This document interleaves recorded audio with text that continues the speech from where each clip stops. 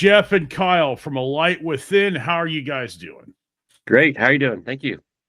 I'm doing well. It's nice to meet you guys. I've been listening to your guys' music for the last few days, and I am pleasantly surprised in how unique and different it is compared to everything else I listen to. But I can hear some of the influences, and you guys have such a unique thing going. Why don't you guys tell me about your music, and then I'll let you know where I kind of drew inspiration from. All right. I usually let Jeff start and then I'll finish. We go that Go way. ahead. Now you start now. You want me to start this time? Let's change it up a little bit. All right. So, I'm glad to hear your perspective of what you think of where we kind of fit in. I don't know where we fit in. Traditionally, since we've been a band, it's always been this crazy mesh of different influences coming together to try and figure out what sound we're going to make. And I don't think we ever really go into anything with we want it to sound like this or we want it to do this. It kind of just happens organically, which is cool. So a lot of different influences. I know Nick Sloan, who has traditionally done the drums, is I think more old school, like jazz influenced and some old like soul style. Jeff, I know, is big post rock influence. He can talk about that. Josh, who's played guitar and bass for us, has done some heavier stuff, heavier grunge, and I don't know, maybe you can talk more about that too, Jeff. But I've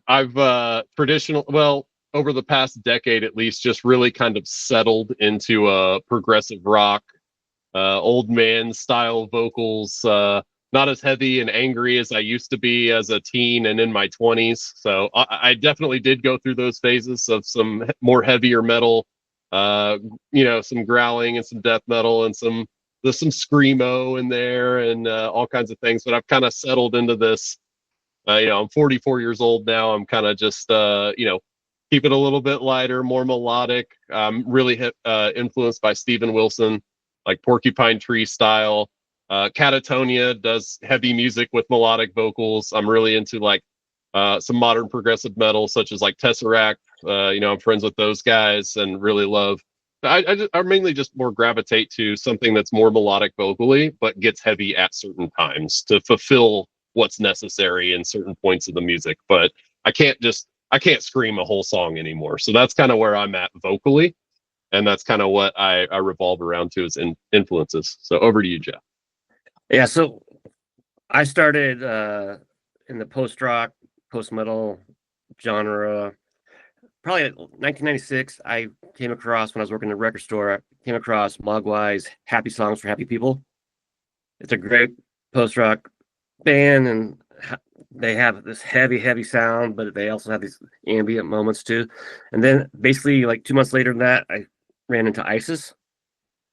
I got their first Mosquito Control EP, and my thought was like, how do you combine the both of those? Because they're kind of similar but very different. So I wanted to combine those two different types of sounds into what I was doing. And previously to A Light Within, I was in a band that was kind of doing that thing. Didn't have the vocals that I like, because I like having vocals in music, but I also like, moments of post rockness where there's not vocals. So when I started A Light Within, I found the singer that I wanted. He has an amazing voice, and I saw him perform live one time. It's like, I want that guy to play in the band with me. So it happened, and that's where we got to. Nice. And you guys have a new single, Dying Clock. That's really, really good song. And it was very like cinematic. And like, it reminded me of like getting on an airplane and flying somewhere at night, or like cruising down the road. Like when I was coming home from work, like I was listening to it again. And there are so many different elements to your guys' music. And like, I can hear the clean vocal kind of thing, like the Catatonia stuff, and even, like Porcupine Tree. And that's really good music. And that's kind of what it reminded me of. And like, it kind of reminded me too of like an 80s, like new wave kind of thing too.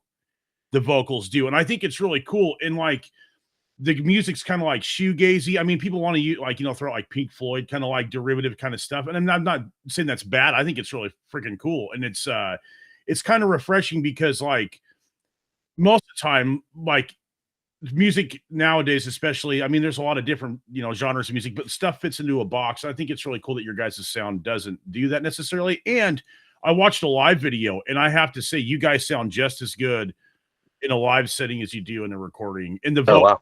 killer and everything hits, the dynamics are there. So I thought that was really cool too, that those things translate. And it's just, it's like a music for like a, not necessarily like a theme, but like for like a setting, if you will, if that makes any sense. Yeah, for sure. Yeah.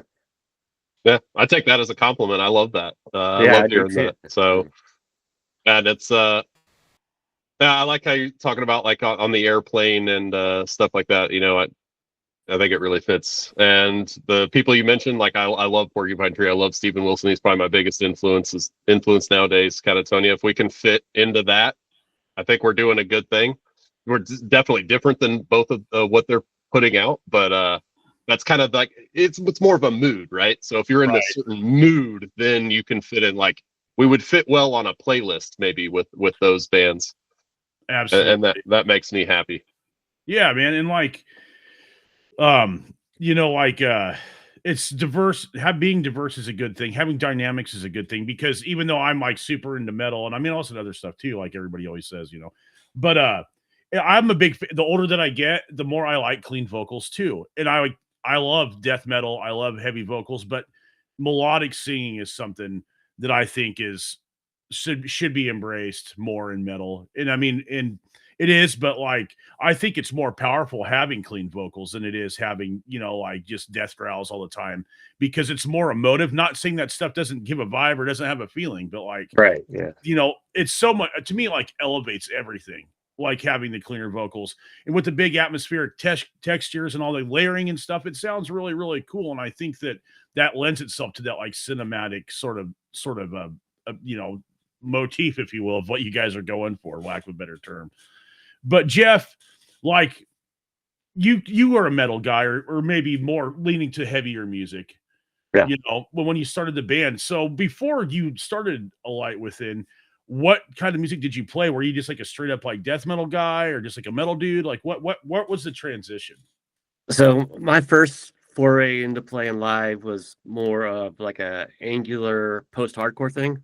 Okay. Very angsty, very short songs, but very just like in your face type of stuff. And then the band before this one was kind of similar, but just probably a little bit heavier in its aspect of what it was doing. And I liked that, and I liked how Light Within started, because I didn't want to redo what I was just doing. So I kind of wanted to bring back some more melodic aspects of the previous stuff I was doing. And now we're getting back into adding some bigger, more just heavier sounds in what we're doing. And it's just a nice evolution of how this band started to where it's going now. Nice. And so like your guys' new single, Dying Clock, like is that part of like a concept album? Because the release that you guys had previously, some of the songs were numbered like number 9 and stuff like that. So is this another like an extension of a story, or am I completely off with it being like a concept?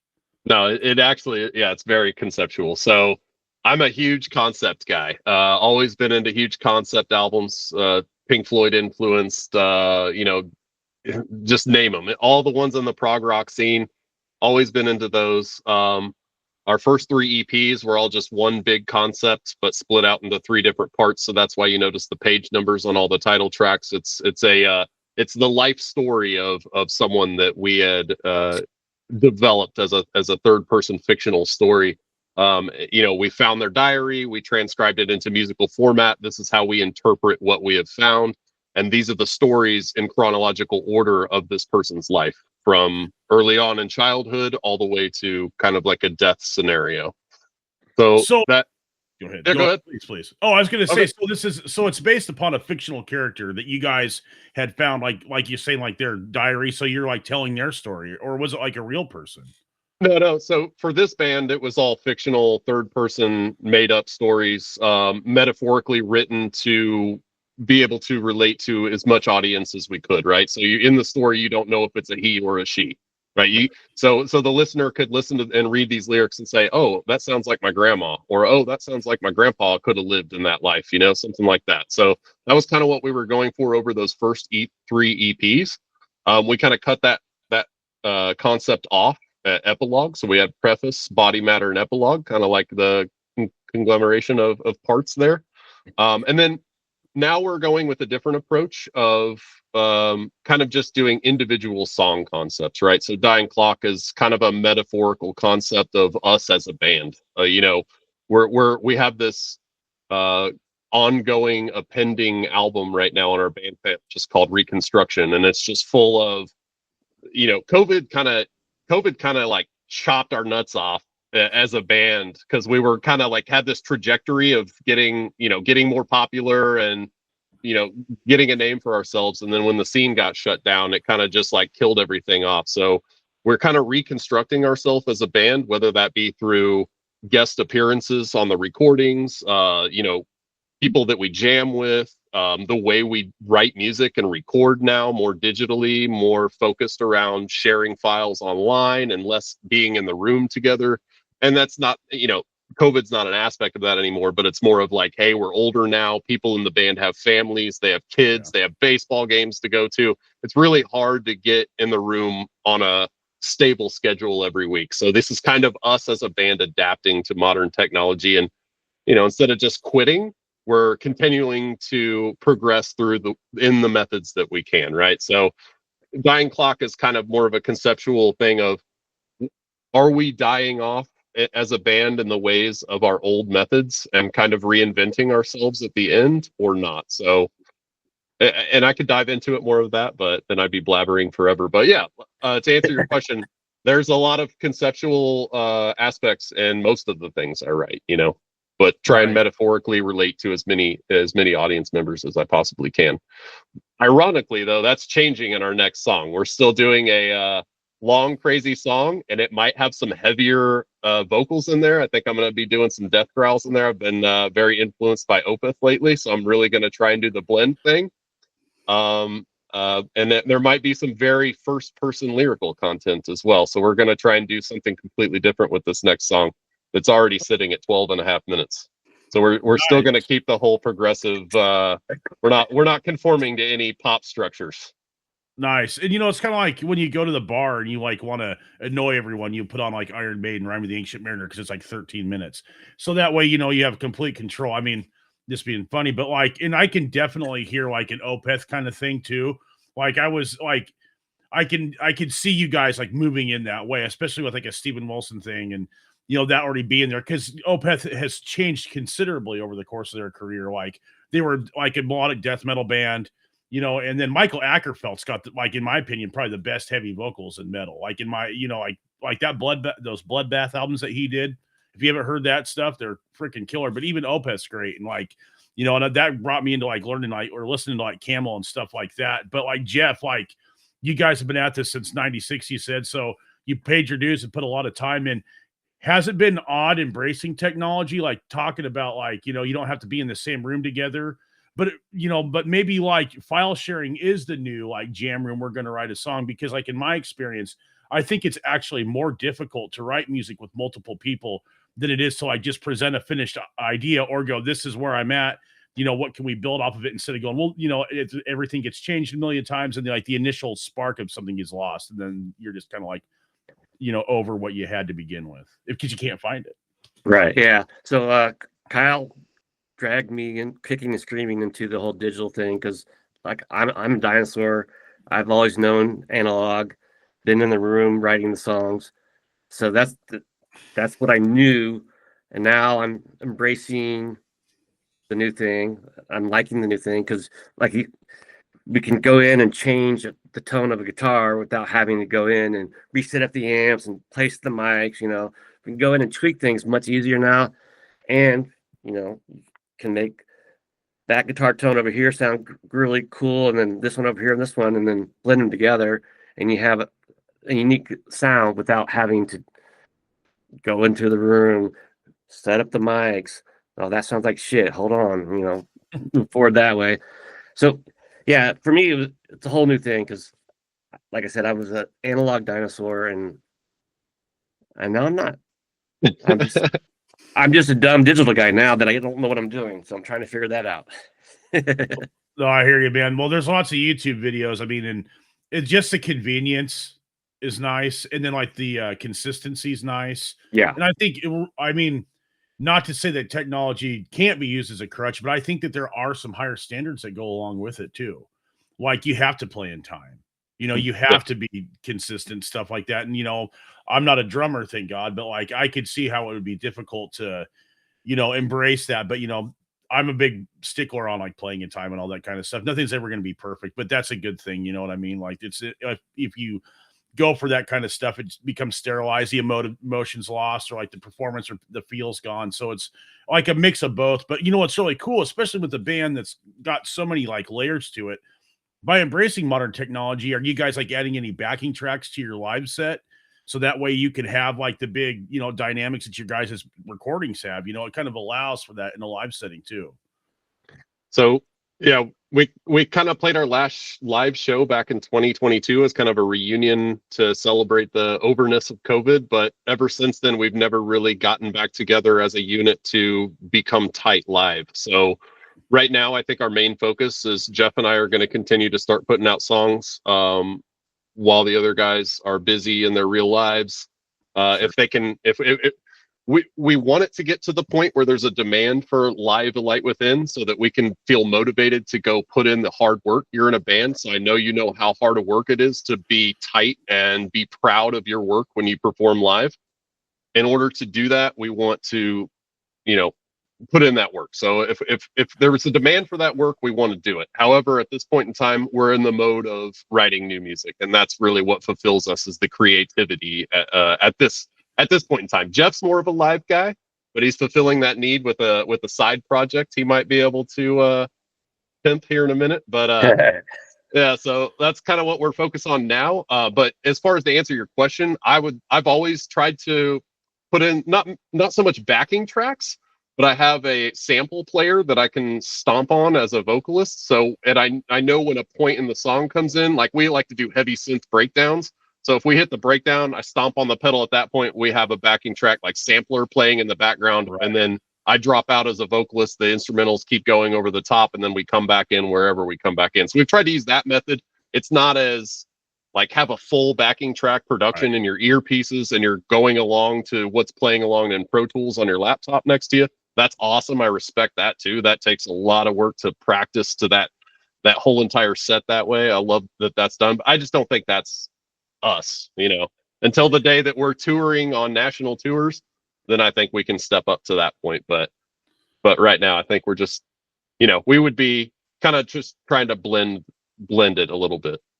No, and I get it, man. And like it's like whatever suits the the application. And like I played in bands where we used backing tracks. Like my own band, we use backing tracks because there's a lot of synth parts. I'm only one guitar player, so like a lot of the crazy like stuff when I'm playing, like the rhythm parts are all in a backing track. I mean, preferably you'd want to have another person there, but sometimes it's hard to find people. And like I've done national tours, like the last one of the last tours I did with Rings of Saturn.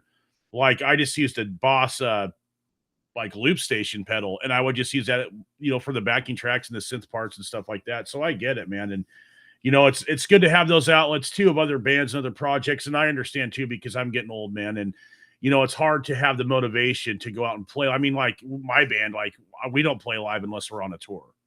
I mean, we rehearse once in a while, then we'll work on new music. And I think that's more fulfilling too and rewarding, writing the music and recording it at this point, because you could play every week or every day if you wanted to, in my opinion. And it's fun, but at a certain point, it's just kind of like, like where, other things in life at this point are more important. But like, like for example, we got a tour coming up in April. So we're going to rehearse real hardcore, for that 2 months and really hit it really hard. And then, go back to writing music. And that seems to be the more formula people stick to nowadays. But, I don't know, man, like it's different. But Jeff, tell me about your other side project. Yeah, so the other thing is, like I said, I was in a post-hardcore type of situation when I was first cutting my teeth playing. I played with that drummer since we were in high school. That was many years from now, or many years ago. So we, in 2007, we got back together as a duo, and we just kind of did noisy art rock stuff with a storytelling motif as far as the vocals go. He's screamy, he's not screamy. It just kind of depends on what's going on, and it's just that's what I do. Like I've got such a wide variety of music I listen to and like. So I've got that path, and then I got this path for what we're doing with Light Within. Just kind of keeps me happy, keeps my brain focused on other things rather than just like I got to do this. I want to do multiple things just to kind of keep things opened up that way. And I found it that it helps me write a little bit better because I'm not just so focused on trying to get this idea down for that band. Like I was playing a riff that I was going to use for Light Within at band practice with my other band called the Medicine Theory, and Tyson's like, "What's that?" And I was like, "That's just an idea I have." He's like, "Keep playing it." So that song became one of our songs for Medicine Theory instead of Light Within. And it, in actuality, it probably would have worked better. It works better with the Medicine Theory than it probably would with the Light Within anyway. So it just kind of worked out. But it just keeps my brain in a good spot, I think. Oh, totally, man. And like, it's hard sometimes though, like being in multiple bands where you're trying to decide, what idea goes here and what idea goes there. And as Yeah. I've done that before myself, I'm just like, if I join like another project, I'm like, I can learn anything. I don't want to write anything because I don't want to, like, it's hard. Like so more power to you, man. Yeah. Like that's a skill. And, I know some people down in Kansas City. What is the Kansas City music scene like? Because it seems like you guys haven't played down there for a while because you're focused on other stuff. Like, Portland's got this, there's this perception about where I live where, the music scene's really, really strong and no. But tell me about where you guys live. What's it like there? So I will say that the Kansas City music scene, I started playing in it in 93. It's very, comes in waves. Like it's very cohesive and it gets really big. And then there's just like a stall moment that happens for a few years and then it kind of picks back up. I think right now we are on the upswing of a stall moment, and there's a lot of great bands happening in the city. And unfortunately, we've lost some venues, so that's kind of hurt the city, but new venues are popping back up. So it's just, it's I think it's really great. I've heard of friends talking about their scenes in the cities they live in. They're kind of cutthroat. I don't find that. I've never found that here in Kansas City. It's very supportive. Everyone's kind of got your back. Like we don't really fit with the metal bands, but a lot of those dudes like what we did, and we don't fit with the rock bands, but some of those guys like what we did. So it's just kind of everyone's very supportive without being like that guy in the back. It's not competitive or anything. It's like everyone's just like, oh, hey, you're a musician, cool. You have a band, all right, we should play together. It's not even you're too heavy for us or blah blah blah. It's kind of just like, hey, let's jam together type of thing. So that's cool. But think about the music scene as a whole, though, in the modern times that we're living, right? So it's harder to get people out to enjoy live music when they can easily sit at home in the comfort of their high quality digital TV or monitor and just search out things on YouTube and see things in high definition and see this concert for free instead of, leaving and finding a babysitter and going out in the rain and paying $20 to get in a venue. And you got to sit through like 3 bands to see the one that you want. And like, it's just, back in the 90s and early 2000s, that was it. That's what you did. You either went to Blockbuster and rented a freaking movie, or you went and watched live music or something like that. And now today, bands are competing with all different kinds of technology that are just at the swipe of a finger with people. And it's really hard, in my opinion, for the live music scene, for musicians in general. I mean, you can have people that learn how to produce music on YouTube in the span of weeks, and they're pumping out higher quality shit that's been, there's just so much competition out there that it's really hard to get people's attention and keep it, especially when you're putting out 12-minute songs.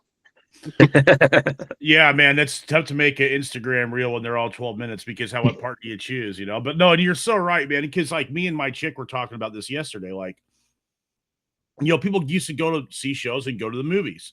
I mean, they have new movies that you don't even need to go to a theater. You can just like stream it for $30. Yeah. Like, and that's, indicative of, it's an indicator of like, where it's at because people are at home playing video games. Like back in the day, like that was, I mean, I'm a little bit younger than you guys, but not by much. But like I remember like that was what you did on the weekend. But now people like you either go to Blockbuster, go to the movies, or go to a show. And nowadays people, you know, everything's extremely expensive. You know, the risks of going out and enjoying yourself are extremely high. You know, I'm not saying you should be responsible, but like, you know, just in socially and economically, things are more difficult. And since things are more difficult, there's less venues, which means that there's less bands, there's less money, there's less this, you know, the pay to play thing, which, you know, happens on every single level. Anybody that's ever told you that, you know, like they had to, you know, pay for logistical costs for a tour or a show, that's a buy on. I mean, it is what it is. But, you know, our selling tickets is the same thing. You know, we've all had to do that one, unfortunately. So it's kind of like, you know, it's the game has changed. And there's so much, and this is another thing I ask everybody too, is like, there used to be like standards back in the day before you could release music. You know what I mean? Like it had to be good for what it was. It had to be inherently good. And I'm not saying I'm the arbiter of taste or I just decide what's good or not. But for what people were going for, because even if I don't like some styles of music, I can at least appreciate what they're trying to do and if they're achieving it. You know what I mean? Regardless if it's like hip hop or, you know, country with hip hop wub-wubs in it or whatever it is. You know what I'm saying? Like, and even though I may not care for it, but like I get what they're getting the message across. Do you guys feel that there is a glut of music out there that's making it more difficult for people that, you know, release quality music? Because now anybody can go on DistroKid or CD Baby or anywhere and just throw their music online on a Spotify or YouTube Music or Amazon Music or whoever the, you know, the digital marketplace is. And it makes it difficult on other artists that are actually trying to make the music because, or make higher standards maybe, because now, like you were saying, Kyle, like anybody with a computer can release music now. Like you can make something that sounds decent, this and that. And then all of a sudden there's just like all this cookie cutter stuff on Spotify or whatever, you know, platform. And do you guys feel that it's been to a detriment to allow people to do that? Or do you think it's been a positive thing? Well, multiple aspects of that. So everybody starts somewhere, right? So once upon a time, I was watching YouTube videos trying to learn how to do home production. And I'm no Steven Wilson or anything, but I've come a long way since my starting days. That said, it is hard to cut through all of the crap that does get published. And props to, I think, Pandora or something at the time. One of the digital outlets actually had a screening process at one point where they listened to your album and judged it based on quality aspects before they actually published it. And I was really happy one time when I can't remember what release of mine it was. Maybe it was on my other project or whatever, but we got the notification saying, "Hey, we think your album's a great quality. We're going to publish it." I was like, "Yes, that's awesome." You know, so that was one cool thing. Maybe they need to bring that back, right? So that people aren't releasing on Spotify and all these other ones, you know, homemade demos that are just complete ass. And it's especially hard nowadays because now we're competing with AI music too. And the AI music can blow shit out of the water. Like the quality of some of the AI stuff I've heard lately is just, what the hell, dude? Like, and I got to a point like last year, I was like, all right, you know, it's doing some gent metal stuff. You know, you can hear the algorithm in the rhythms of the guitars, and yeah, it sounds great because it's using a fine tone and everything, but they're never going to be able to do vocals. It's just going to sound like a robot. And then like 4 or 5 months ago, I heard this turning old 90s rap music into this like 50s soul singer type shit that was done, turning like Snoop Dogg and Dr. Dre and 50 Cent into this 50s soul singer. And it's like the greatest soul singer you've ever heard in your life. And it just blew my mind. I was like, oh shit, we're fucking cooked. Even the vocals are cooked. And nice to know I saw that get taken down off of YouTube. But I don't, I mean, it's a love-hate thing. Like when I heard it, I was like, oh my God, I got to listen to every single one of these on this channel because it's amazing. But at the same time, I'm like, singers are now cooked because now AI's doing even a better job in some cases. So it's difficult. But I think we're on this trajectory of where everyone's intrigued with AI, but it's going to plateau out and people are going to get sick of that shit. And they're going to realize that it's not real art. People just programmed in some prompts and delivered a quick product. And while it might be, you know, satisfactory on a limited term, I think in the end, humanity is going to come back and say, you know what, I appreciate the flaws and the human creativity within art. And it'll be nice to get back to that day, even though it is intriguing to see what AI is pulling off nowadays.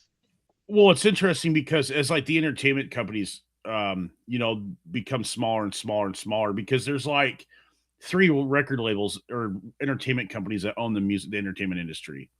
So like there used to be, some pretty decent sized independent labels or independent distribution companies, but they've all either been absorbed or they're like down to like only like being a part of like 13% of the market or something like that.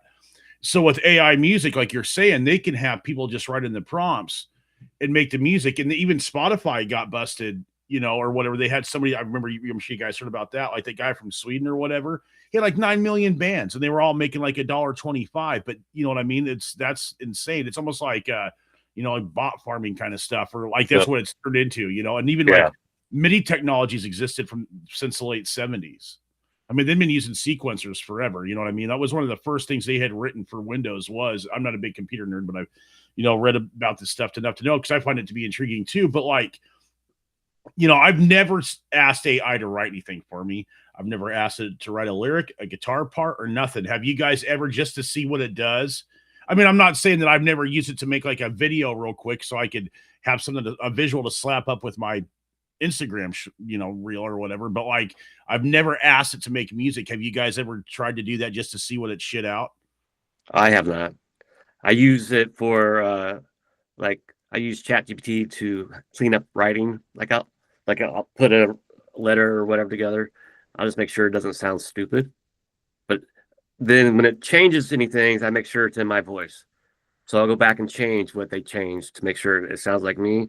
But I've not used any of the musical writing AI tools out there. I'm kind of intrigued at the same time, but kind of scared. Yeah, it's like being a beggar to your own demise. That's right, what it's like.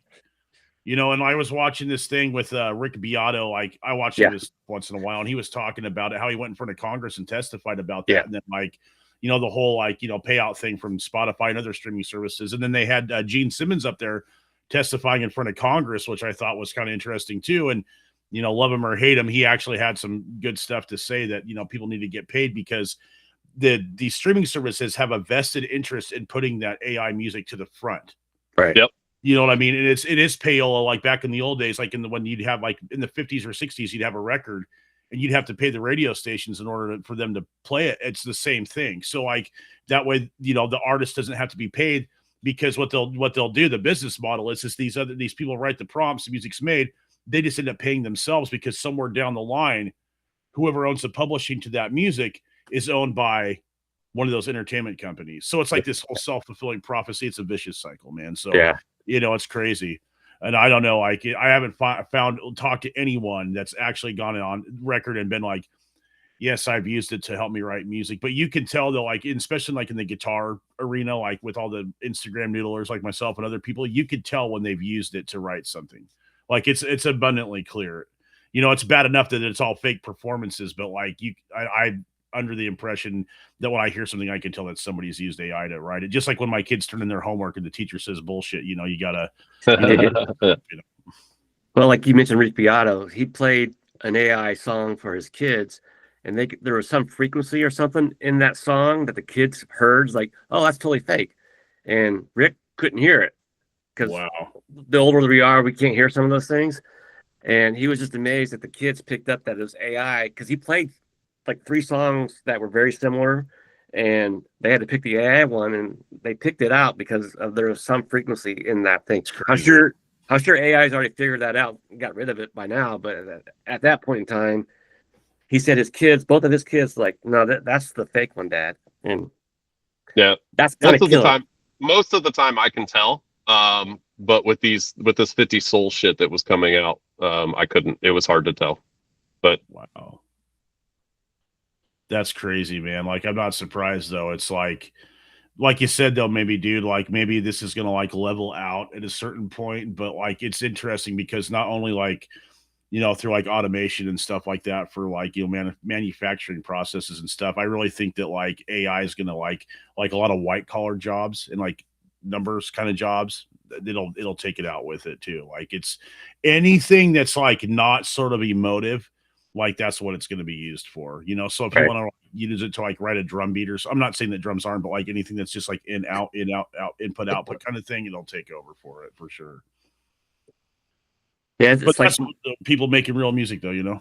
yeah, what I do in my day job is I'm an art director, and we've been encouraged to use AI for comping, not for final output, but for quick comps to get your idea across because it will take you, say, 15 minutes to an hour to get a few ideas, that process. Whereas when you go into Shutterstock or any other photo thing and try to comp together 10 images to get the idea across, that's like 6 to 8 hours of worth of work.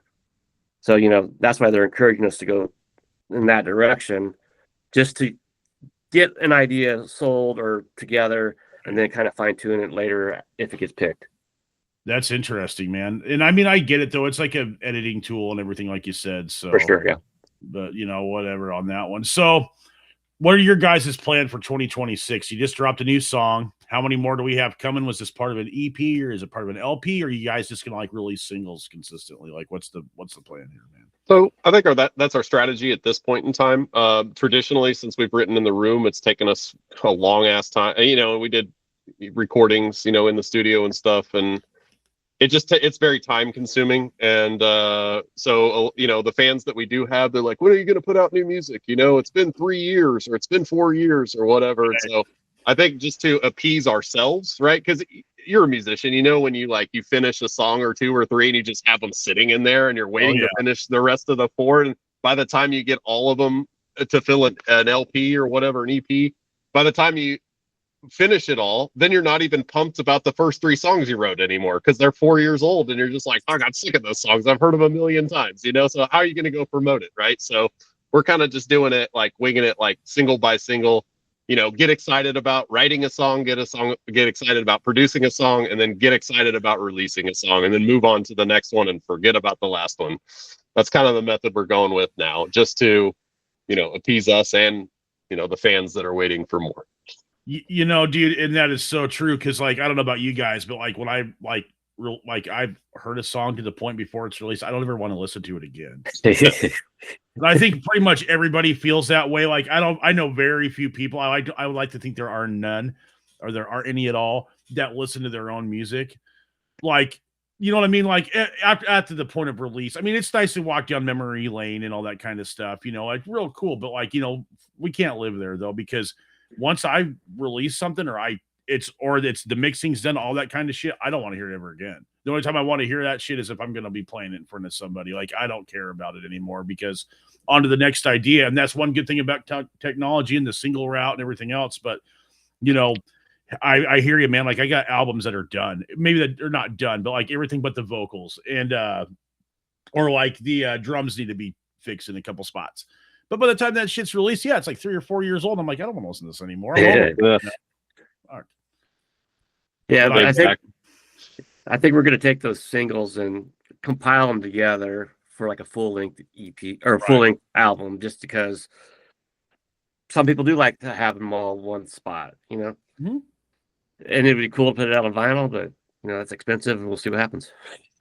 Man, it is expensive, dude. Like, you have to like get in a queue too, right? They do the biggest orders first. I mean, there's like this one place my buddy was telling me about. I can't remember what it was, a website where you can like, they'll do like a run of 10 or whatever. But like, I mean, if there's, 3 people in your band, I mean, and everybody gets one and their girlfriend does, I mean, you got 4 left, I mean, yeah. So you're just paying for wall art at that point. You know what I'm saying? So, right. Yeah. But yeah, dude, vinyl's cool. Like, I don't know necessarily if it sounds better, but it's still cool. And like, that's one thing about like digital stuff that will never replace physical copies is, I don't know about you guys, but remember back in the day, like you get like a CD or like find a record somewhere, I mean, or whatever, like, and you open it up and you can see the lyrics and like with all the gear they used and where they recorded it. And that's something that I think the modern music industry has lost.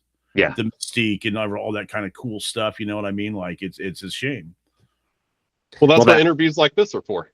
Yes. Right. And look at Taylor Swift, dude. That's why she's super successful, is because she has like this mystique and this mythos, and she involves her audience like super message or like secret messages and all this kind of shit. I mean, more power to her. Like, I'm in awe of her ability to make money, and like, and she's obviously super successful because she is talented, but like, that's something that we could learn, in my opinion, is like, like rock and roll guys is, finding ways to keep that like mystique about everything, because now that everything's online, it's like there's nothing, like if we knew, like, like Led Zeppelin wouldn't have been as cool as it was if you could just like, get their whole life story, like just by, typing it in.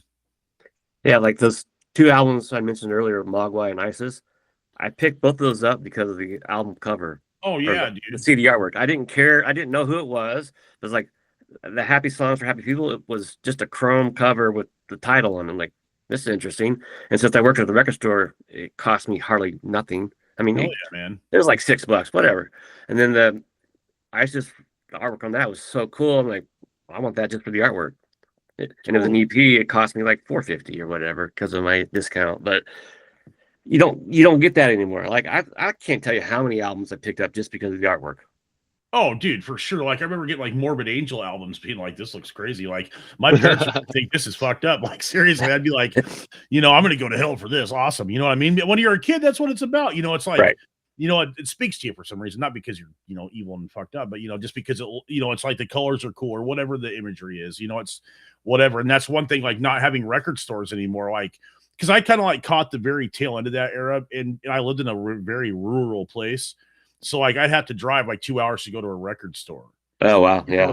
So I didn't have that experience, but I did like a couple of times, like having to drive like 2.5 hours, over the mountains and through the woods, literally to go to Portland. Because I grew up in this small ass town on the coast, like 500 people that live there, and like I remember getting like, like a Death, CD and like a Dimmu Borgir VHS, and like I was always on the prowl for that stuff, and that's really cool. And that's something that's lost, is you can't go to a record store anymore and just like flip through things and be like, oh, Right. this is cool. This is cool. I mean, I guess there are some like very few places, but it's not like the same as it was from what I hear. Yeah, it's not at all. No. We have a good amount here in Kansas City still, but That's killer. not like it was. Another aspect of the olden days was you heard a single, like say on MTV or whatever, and you had no clue what the rest of their music sounded like. But say you like the single, so you'd go to the record store, and you were in order to hear the rest, you basically had to invest the $15 to $20, whatever it was, for the CD to buy it. And then when you got it home, you listened to the rest of the album, and you were just like, I don't know, maybe they're a one-hit wonder. But then mentally you're thinking, fuck, I spent $15 on this. I'm gonna spin it again. And I'm going to spin it again. Right. And I'm going to spin it again. And then all of a sudden, other songs are catching on. And then all of a sudden, you got 3 favorite songs on that album. And then all of a sudden, it's turning into this great album where you're just like, oh my God, this album's amazing. Like, I appreciate all this stuff. Like, some of my favorite albums of all time, I hated upon first listen. I remember my friends were like, oh, you got to listen to this Ocean Size album, Flourish, or whatever it's called, their first one. And I was like, man, I don't know. I just don't get it. I don't get it. I kept forcing it upon myself. And then eventually I was like, this is one of my favorite albums ever, and today I don't think people have to do that, because if you don't like something, you just swipe and you're on to the next thing, and you never have to just revisit like dating, that thing. Bro. Yeah. There's no investment there. So you just move on really quick, and you don't have to like take the time to really appreciate anything anymore. I agree, man. And maybe this to say too, like, not everybody, but like back in the day, like you'd have an album, maybe it had like 8 to 10 songs on it or whatever, right? But each one of those songs was like good. Like, it might take a couple spins before it was a coaster or not, you know what I mean? But like, the quality was there, because it got to a certain point. I think when CDs became like super expensive, it was like maybe 1 or 2 good songs and the rest of it was shit. And I mean, I bought a lot of albums trying to just get into it. Sometimes it worked and a lot of times it didn't. But like, I think with the whole like just instant gratification of everything, and everything's by numbers now. Yeah. Like it's hard to find things that don't sound generic or don't sound, contrived, if that makes any sense. Or the flavor of the month. Right. Exactly. Absolutely. And how many times have people told you this is awesome? And sometimes it is, but sometimes it's crap. And then you're like, dude, like, where'd this come from? But everybody else likes it, so it's good. So I don't care what genre of music it is. If it's like, oh, these people think it's cool, like I don't give a shit. If it sucks, it sucks. You know what I mean? I'll give anything a chance. But it takes some time sometimes, and I've been pleasantly surprised a lot. But like, nowadays with anything, in my opinion, not to be an old dinosaur, but like at a certain point, it's just kind of like I can already expect what everything's going to sound like. You know what I mean? Yeah. I like getting surprised though. Oh, that's the beauty of, like, I listen to a lot of stuff outside of what I would normally listen to, just to try to find that surprise. And 9 out of 10 times there's no surprise, but there's that one time that, you're like, what the hell? That's pretty damn cool, you know? Like, Yeah, I would like, say you Billie guys- Eilish for me. Big fucking surprise. all right, Kyle, what do you listen to that you don't want nobody to know about? Ah, Oh, okay, yeah. Morgan Wallen. wow. I know, right? My wife was like, "Oh yeah, a couple years ago, got to check this out," and I was like, "I fucking hate country. I've hated country my entire life. I hated country." And then she played me a song, and he blended like modern. I don't know. I feel like an idiot just even talking about it, but it blended it with these trap beats or whatever, and I was like, "Hey, this is kind of catchy," But I was listening to it more from a producer aspect than an artist Right. aspect. So I was listening to it. I was like, "Man, the production of this is really good, and it's really unique the way they did this." And I started investigating into him, and I was like, man, this guy's a lyrical genius too.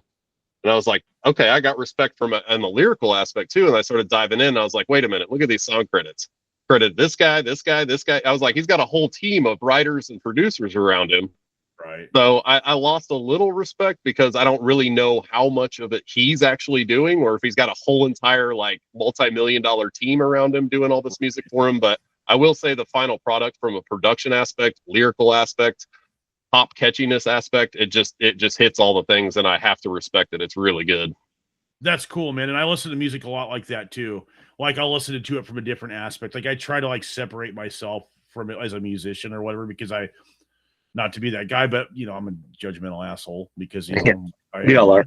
Yeah, exactly. So I mean, I'm just being honest. But like, Well, I mean, like we've all like gone through all the musical genres throughout our life, right? And we've kind of found the little niche that fills our needs and what we like. Right. Yours might be a heavier metal, mine is more of like a proggier type of rocks, but Right. like you can still find and appreciate things all throughout the spectrum of Right. art. That's what I was saying. Like, as long as they're like accomplishing what they're going for, you know what I mean? Like, that's what or like the production's killer, like Chris, a lot of the albums that like Chris Lord Alge does or Oh, Shep yeah. does. Oh, yeah. Like it sounds amazing. Like, I Yeah. mean, I don't know if you could take Cannibal Corpse and get the same result, but like it sounds cool, so I get it from that aspect too. And like, I don't know, dude, like I like pop music. I really do. Like the more cheesy it is, like the more techno-y or dancey it is, I love that stuff. Like I seriously do, man, because like, well, think about all this like guitar like nerd music. Like if you just put like make it all synth, it would sound fucking badass. Oh yeah. You slowed it down like a $130 BPM, dude, and it'd be like it'd be sick. You know what I'm saying? So I have guilty pleasures too, and I do like some country. Like I like old country, and my grandpa was a fiddle player. He was on the board of trustees for the Grand Ole Opry and all this kind of shit. So I have family from down your guys' way too. Well, that's another thing is some things, even though you may not think they're cool, can bring back sentimental values that are very appreciated by a listener, right? So, yeah, an old country song, even though you might not like it, reminds you of your grandpa or whatever, and therefore you're like, yeah, that's my guilty pleasure. I like listening to that song; it brings back great memories, etc. Yeah, totally, and that's what's cool about music. It's emotive, and that's what I would have to say about like your vocals, dude. Like, it reminds me of like I could hear those vocals like over a Peter Gabriel tune. Oh, nice. I could hear like seriously, or like some Genesis kind of shit. I mean, like seriously, that's like with the layers and stuff, and like that's what it reminded me of. Like it had like this, like this throwback to like that kind of like that sound, like not the music necessarily, but the vocals with the like I said, like how big they were, and like how you were singing a lot too, and how you enunciated things and sustained things, and what you chose to like jip and how the lyrics went. And I thought it was really cool because to me it has that kind of a throwback thing going on, or I could hear kind of like maybe that's the Steven Wilson influences from shit like Genesis and Peter Gabriel, but like it might be. I mean, don't get me wrong, I love Peter Gabriel, but crazy, I'm more of a Phil Collins influence person. So like when you go through the Genesis phase, I'm like, I take a lot of the Phil Collins aspects, like tone wise and pop wise, the catchiness of it, and that's a lot of influence comes from Phil Collins for me. Oh, and some people may hate that, right? Because a lot of it's killer, dude. You're kind of torn into that fan base, right? Like Peter Gabriel was the better Genesis frontman, and it's like they went downhill after Phil, but he was a great drummer, and you can get into this hours long conversation of that. It's crazy. Dude, what's that one album like? Not Selling England by the Pound, or maybe it was that one, but it has it's like the something to the Green Knight. Like that song was freaking killer, like for a progressive kind of thing. Like I remember, like that, like reading that somewhere. This is like how guitar nerddom started. And so I was like, let's check it out. And I was right, man. Like Steve Hackett was a great guitar player. Yeah, You know what I'm very saying? influential band throughout its Yeah, oh, absolutely. progression. Yeah, different phases of it too. Like, and that's one thing too, like in the 80s, and like with that kind of production quality is really cool. But like pop music's changed a lot from what it used to be. And but I guess one thing I have to say is regardless of what genre it is, it's nice to hear real instruments in music still. Yeah. You know what I'm saying? Like, not everything can, I mean, I guess it can be done with like a keyboard and this and that, or like MIDI shit, but it's like actually nice to anybody that's playing like music with real instruments, more power to you. You know what I'm saying? Yeah, that reminds me. My daughter plays flute in the high school band, Nice.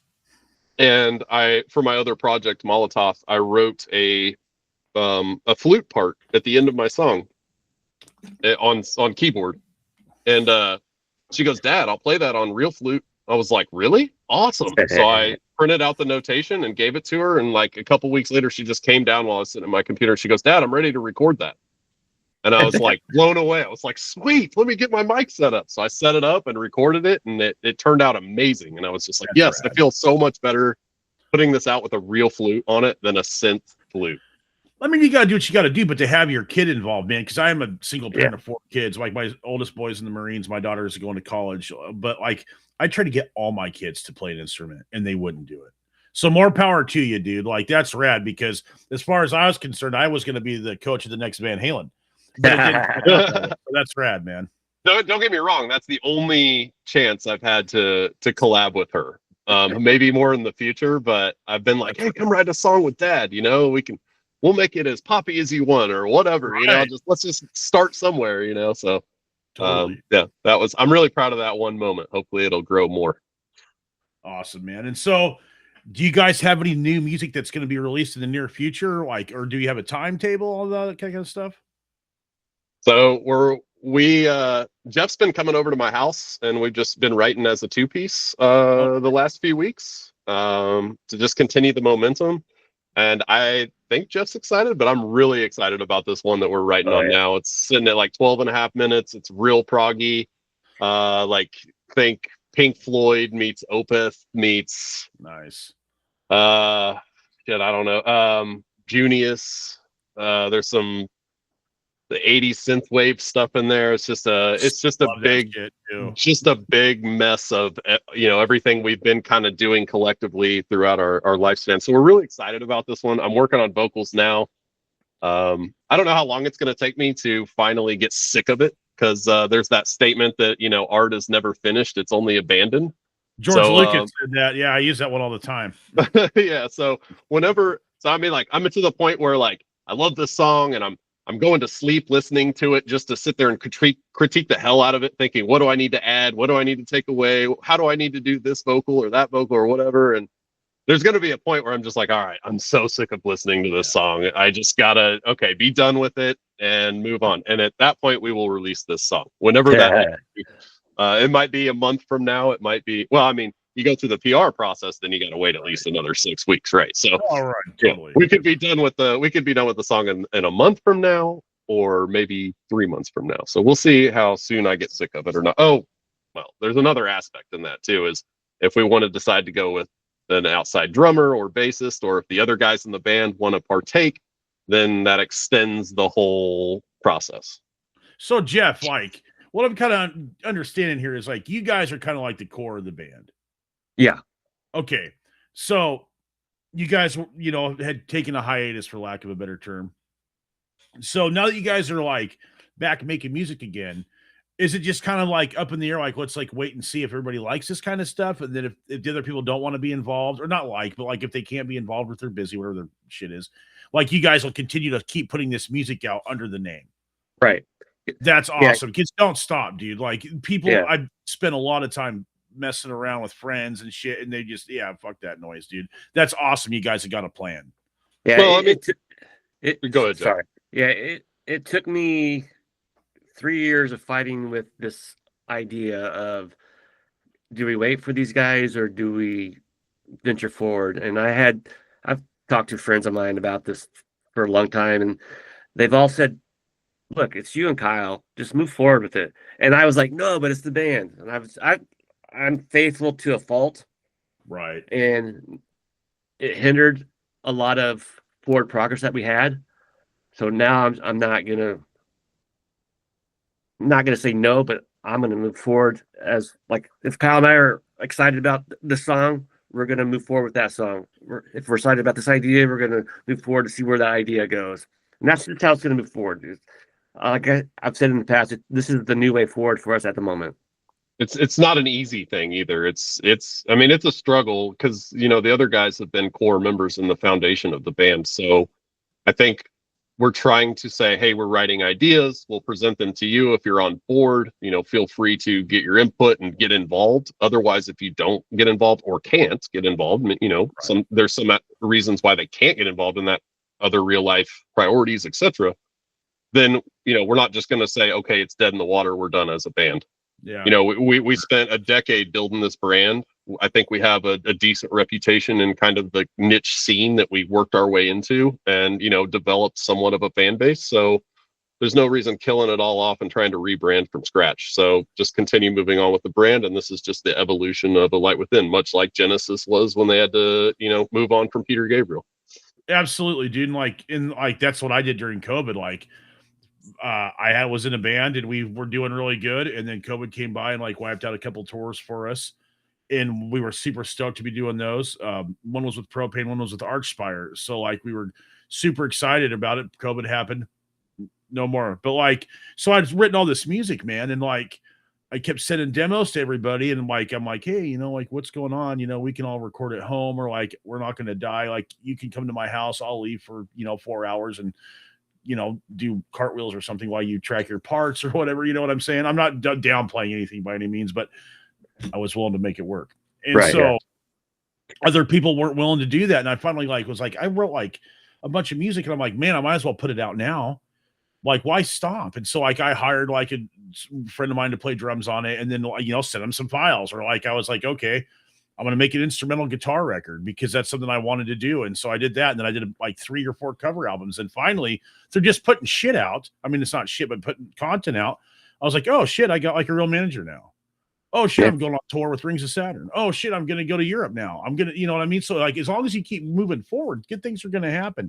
And it's and to me, it's really emotionally heavy to have all this stuff halfway done and never have it see the light of day, because I can, as a human being, I can move on from something once I get it out there.